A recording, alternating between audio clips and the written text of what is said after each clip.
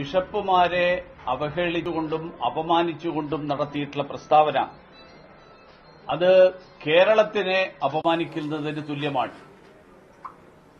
കേരളത്തിലെ ഒരു സമുദായത്തെ അടച്ചാക്ഷേപിച്ചുകൊണ്ട് സംസ്ഥാനത്തിന്റെ ഭരണം കൈയാളുന്ന ഒരു മന്ത്രി ഈ തരത്തിലുള്ള പ്രസ്താവനകൾ നടത്തുന്നത് ഒരുപക്ഷെ സജി ചെറിയാന്റെ ചരിത്രം പരിശോധിക്കുന്നവർക്ക് അത്ഭുതമുണ്ടാവില്ലെങ്കിലും കേരളത്തിലെ ജനങ്ങളെ സംബന്ധിച്ചിടത്തോളം അങ്ങേയറ്റം അധിക്ഷേപകരമായിട്ടുള്ള പരാമർശങ്ങളാണ് നടത്തിയിട്ടുള്ളത്.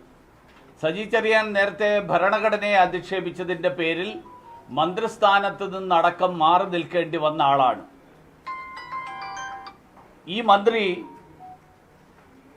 ഈ ആക്ഷേപത്തിന് കാരണമായിട്ട് പറയുന്നത് പ്രധാനമന്ത്രി ക്ഷണിച്ചപ്പോൾ ക്രൈസ്തവ സമുദായ നേതാക്കന്മാർ ആ